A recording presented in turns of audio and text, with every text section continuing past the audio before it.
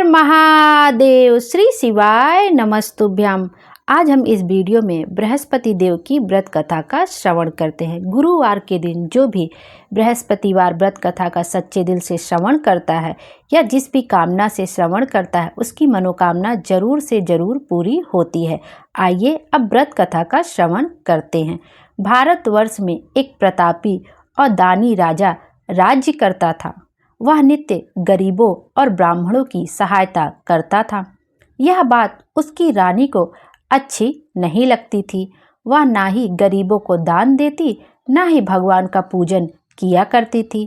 वह राजा को भी दान देने से हमेशा मना किया करती थी। एक दिन राजा शिकार खेलने वन को गए हुए थे तो रानी महल में अकेली थी। उसी समय बृहस्पति देव साधु वेश में राजा के महल में भिक्षा के लिए गए और भिक्षा मांगी। रानी ने भिक्षा देने से इनकार किया और कहा, हे साधु महाराज, मैं तो दान पुण्य से तंग आ गई हूँ। मेरे पति सारा धन लुटाते रहते हैं। मेरी इच्छा है कि हमारा सारा धन नष्ट हो जाए, फिर ना रहेगा बांस, ना बजेगी बांसुरी। साधु ने कहा, देवी तुम तो बड़ी विचित्र हो। धन संतान तो सभी चाहते हैं, पुत्र और लक्ष्मी तो पापी के घर भी होने चाहिए। यदि तुम्हारे पास अधिक धन है तो भूखों को भोजन दो, प्यासों को लिए प्याऊ बनवाओ, मुसाफिरों के लिए धर्मशालाएं खुलवाओ। जो निर्धन अपनी कुंवारी कन्याओं का विवाह नहीं कर सकते उनका विवाह करा दो। ऐसे और कई काम हैं जिनके करने से तुम्हारा यश लोक परलोक में फैलेगा। परंतु रानी पर उपदेश का कोई प्रभाव ना पड़ा। वह बोली, महाराज आप मुझे कुछ ना समझाएं। मैं ऐसा धन नहीं चाहती जो हर जगह बांटती फिरूं। साधु ने उत्तर दिया, तुम्हारी ऐसी ही इच्छा है तो तथास्तु। तुम ऐसा करना कि बृहस्पतिवार को घर लीप कर पीली मिट्टी से अपना सिर धोकर स्नान करना, भट्टी चढ़ाकर कपड़े धोना। ऐसा करने से आपका सारा धन नष्ट हो जाएगा। इतना कहकर वह साधु महाराज वहां से आलोप हो गए। साधु के अनुसार कई बातों को पूरा करते हुए रानी को केवल 3 बृहस्पतिवार ही बीते थे कि उसकी समस्त धन संपत्ति नष्ट हो गई। भोजन के लिए राजा का परिवार तरसने लगा। तब एक दिन राजा ने रानी से बोला कि हे रानी, तुम यहीं रहो, मैं दूसरे देश को जाता हूँ, क्योंकि यहाँ पर सभी लोग मुझे जानते हैं, इसलिए मैं कोई छोटा कार्य नहीं कर सकता। ऐसा कहकर राजा परदेश चला गया। वहाँ वह जंगल से लकड़ी काट कर लाता और शहर में बेचता। इस तरह वह अपना जीवन व्यतीत करने लगा। इधर राजा के परदेश जाते ही रानी और दासी बहुत दुखी रहने लगी। एक बार जब रानी और दासी को 7 दिन तक बिना भोजन के रहना पड़ा तो रानी ने अपनी दासी से कहा, हे दासी, पास के ही नगर में मेरी बहन रहती है। वह बड़ी धनवान है, तो उसके पास जा और कुछ ले आ ताकि थोड़ी बहुत गुजर बसर हो जाए। दासी रानी की बहन के पास गई। उस दिन गुरुवार था और रानी की बहन उस समय बृहस्पतिवार व्रत की कथा सुन रही थी। दासी ने रानी की बहन को अपनी रानी का संदेश दिया, लेकिन रानी की बड़ी बहन ने कोई उत्तर नहीं दिया। जब दासी को रानी की बहन से कोई उत्तर नहीं मिला तो वह बहुत दुखी हुई और उसे क्रोध भी आया। दासी ने वापस आकर रानी को सारी बात बता दी। सुनकर रानी ने अपने भाग्य को कोसा। उधर रानी की बहन ने सोचा कि मेरी बहन की दासी आई थी, परंतु मैं उससे कुछ बोली नहीं, इससे वह बहुत दुखी हुई होगी। कथा सुनकर और पूजन समाप्त करके वह अपनी बहन के घर आई और कहने लगी, हे बहन, मैं बृहस्पतिवार का व्रत कर रही थी। तुम्हारी दासी मेरे घर आई थी, परंतु जब तक कथा होती है तब तक ना तो उठते हैं और ना ही बोलते हैं, इसलिए मैं नहीं बोली। कहो दासी, क्यों गई थी? रानी बोली, बहन तुमसे क्या ही छिपाऊं, हमारे घर में खाने तक को अनाज नहीं था। ऐसा कहते कहते रानी की आंखें भर आई। उसने दासी समेत पिछले 7 दिनों से भूखे रहने की बात अपनी बहन को विस्तार पूर्वक सुना दी। रानी की बहन बोली, देखो बहन, भगवान बृहस्पति देव सबकी मनोकामना को पूर्ण करते हैं। देखो, शायद तुम्हारे घर में अनाज रखा हो। पहले तो रानी को विश्वास नहीं हुआ, पर बहन के आग्रह करने पर उसने अपनी दासी को अंदर भेजा तो उसे सचमुच अनाज से भरा एक घड़ा मिल गया। यह देखकर दासी को बड़ी हैरानी हुई।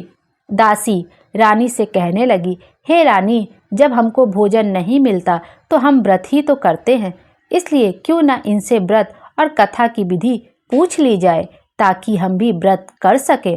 तब रानी ने अपनी बहन से बृहस्पतिवार व्रत के बारे में पूछा। उसकी बहन ने बताया, बृहस्पतिवार के व्रत में चने की दाल और मुनक्का से विष्णु भगवान का केले की जड़ में पूजन करें तथा दीपक जलाएं, व्रत कथा सुने और पीला भोजन ही करें। इससे बृहस्पति देव प्रसन्न होते हैं। व्रत और पूजन विधि बताकर रानी की बहन अपने घर को लौट गई। 7 दिन के बाद जब गुरुवार आया तो रानी और दासी ने व्रत रखा। घुड़साल में जाकर चना और गुड़ लेकर आई, फिर उससे केले की जड़ तथा विष्णु भगवान का पूजन किया।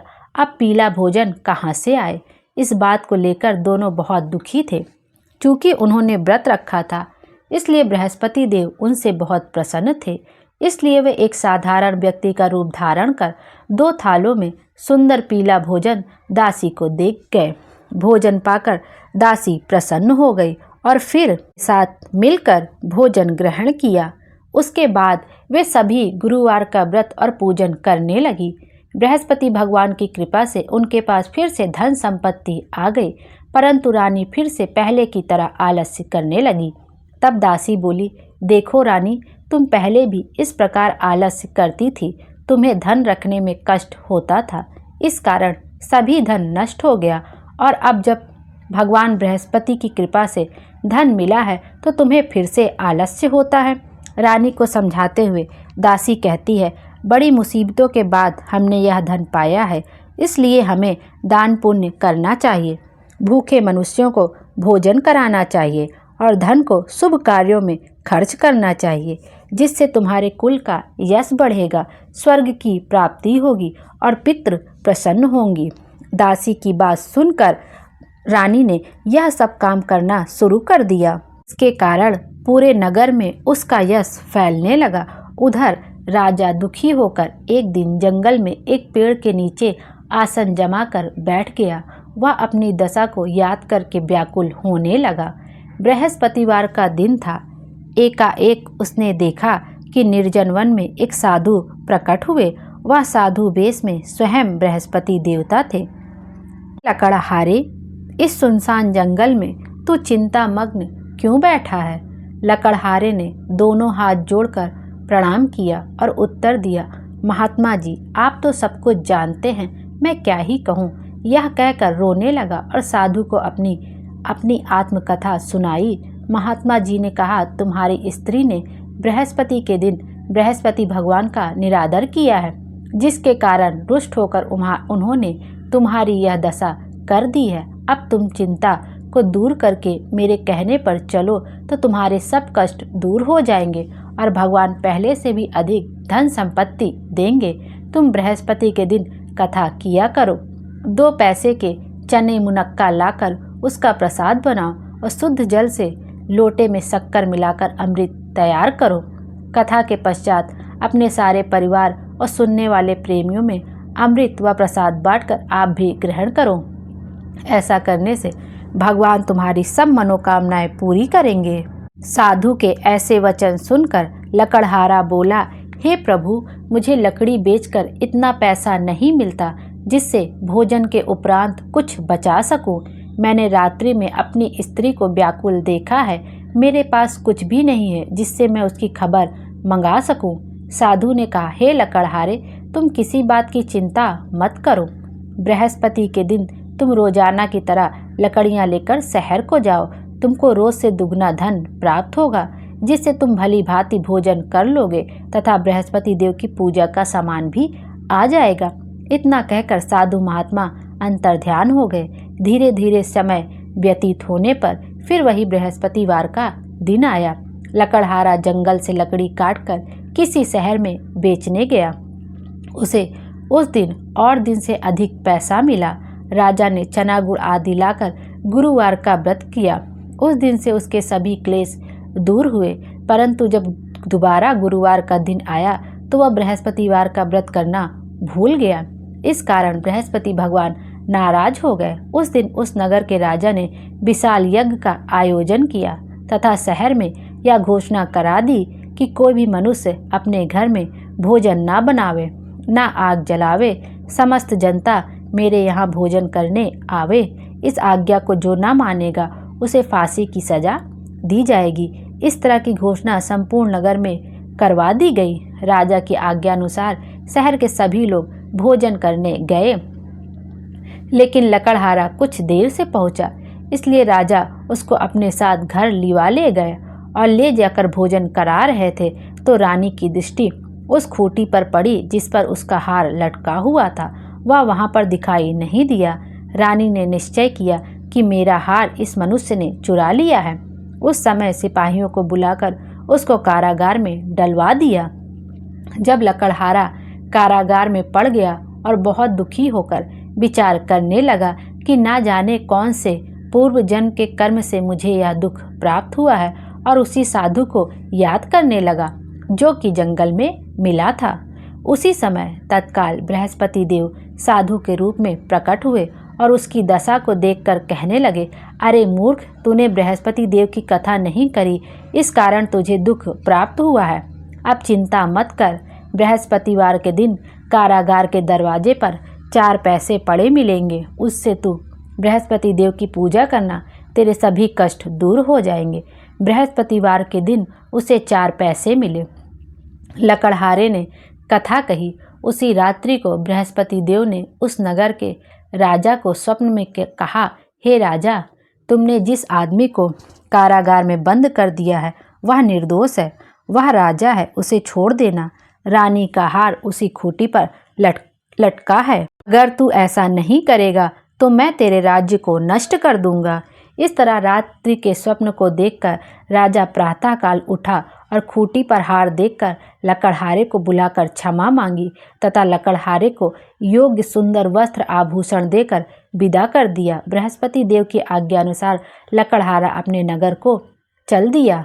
राजा जब अपने नगर के निकट पहुंचा तो उसे बड़ा आश्चर्य हुआ।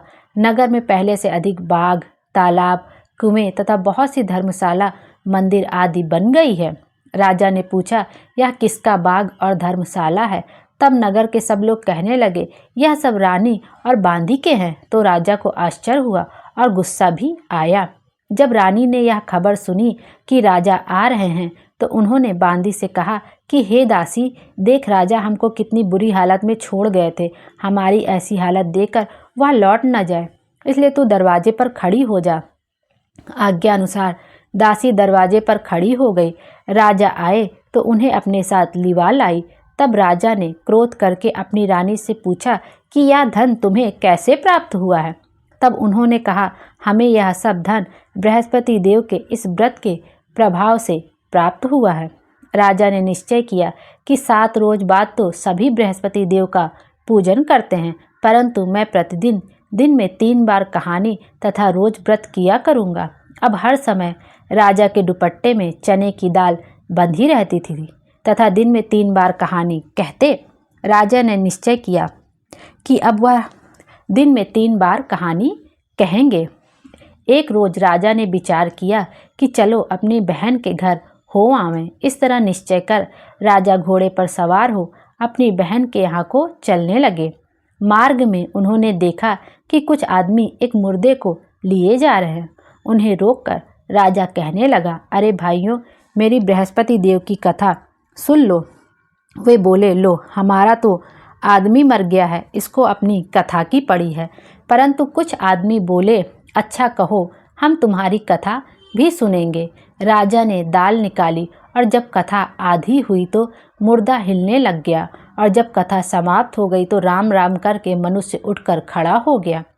आगे मार्ग में उसे एक किसान खेत में हल चलाता मिला। राजा ने उसे देख और उससे बोले, अरे भैया, तुम मेरी बृहस्पतिवार की कथा सुन लो।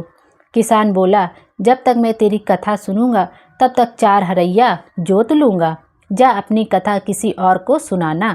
इस तरह राजा आगे चलने लगा। राजा के हटते ही बैल पछाड़ खाकर गिर गए तथा किसान के पेट में बड़ी जोर का दर्द होने लगा। उस समय उसकी माँ रोटी लेकर आई। उसने जब यह देखा तो अपने पुत्र से सब हाल पूछा और बेटे ने सभी हाल कह दिया।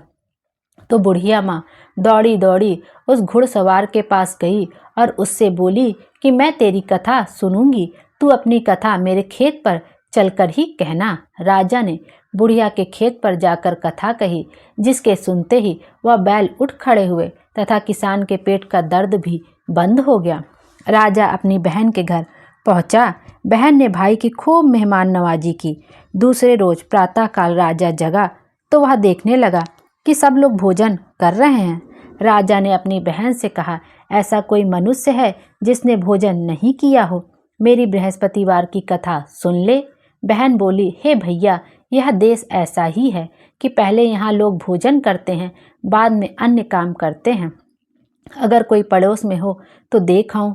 वह ऐसा कहकर देखने चली गई, परंतु उसे कोई ऐसा व्यक्ति नहीं मिला जिसने भोजन ना किया हो। अतः वह एक कुम्हार के घर गई जिसका लड़का बीमार था। उसे मालूम हुआ कि उनके यहाँ 3 रोज से किसी ने भोजन नहीं किया है। रानी ने अपने भाई की कथा सुनने के लिए कुम्हार से कहा। वह तैयार हो गया। राजा ने जाकर बृहस्पतिवार की कथा कही, जिसको सुनकर वह लड़का ठीक हो गया। अब तो राजा की चारों ओर प्रशंसा होने लगी। वह ऐसा कहकर राजा की प्रशंसा होने लगी। रोज राजा ने अपनी बहन से कहा कि हे बहन, हम अपने घर को जाएंगे, तुम भी तैयार हो जाओ। राजा की बहन ने अपनी सास से कहा। सास ने कहा, हाँ चली जा, परंतु अपने लड़कों को मत ले जाना, क्योंकि तेरे भाई के कोई औलाद नहीं है। बहन ने अपने भैया से कहा, हे भैया, मैं तो चलूंगी, पर कोई बालक नहीं जाएगा। राजा बोला, जब कोई बालक नहीं चलेगा तब तुम ही क्या करोगी? बड़े दुखी मन से राजा अपने नगर को लौट आया। राजा ने अपनी रानी से कहा, हम निर्वंशी हैं, हमारा मुंह देखने का धर्म नहीं है और कुछ भोजन आदि नहीं किया। रानी बोली, हे प्रभु, बृहस्पति देव ने हमें सब कुछ दिया है, वह हमें औलाद भी अवश्य देंगे। उसी रात को बृहस्पति देव ने राजा से स्वप्न में कहा, हे राजा, उठ, सभी सोच त्याग दे, तेरी रानी गर्भ से है। राजा की यह बात सुनकर बड़ी खुशी हुई। 9वें महीने में उसके गर्भ से एक सुंदर पुत्र पैदा हुआ। तब राजा बोला, हे रानी, स्त्री बिना भोजन के रह सकती है, फिर बिना कहे नहीं रह सकती। जब मेरी बहन आवे तो तुम उससे कुछ मत कहना। रानी ने सुनकर हाँ कर दिया। जब रानी की बहन ने यह शुभ समाचार सुना तो वह बहुत खुश हुई तथा बधाई लेकर अपने भाई के यहाँ आई। तभी रानी ने कहा, घोड़ा चढ़कर तो नहीं आई, गधा चढ़ी आई।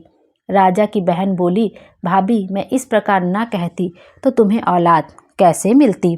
बृहस्पति देव ऐसे ही हैं, जैसी जिसके मन में कामनाएं हैं सभी को पूर्ण करते हैं। जो सद्भावना पूर्वक बृहस्पतिवार का व्रत करता है एवं कथा पढ़ता अथवा सुनता है, दूसरों को सुनाता है, बृहस्पति देव उसकी सभी मनोकामना पूर्ण करते हैं। जय हो बृहस्पति देव भगवान की। सबकी मनोकामना पूर्ण करिए। जो आपकी कथा कहे सुने सबकी इच्छाएं पूर्ण हो। जय हो बृहस्पति भगवान की। ये अब विष्णु भगवान की आरती का भी श्रवण कर लेते हैं। ओम जय जगदीश हरे, स्वामी जय जगदीश हरे। भक्त जनों के संकट, दास जनों के संकट क्षण में दूर करे। ओम जय जगदीश हरे।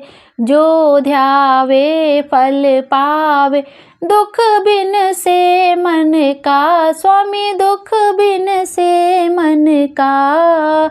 सुख संपत्ति घर आवे, कष्ट मिटे तन का। ओम जय जगदीश हरे।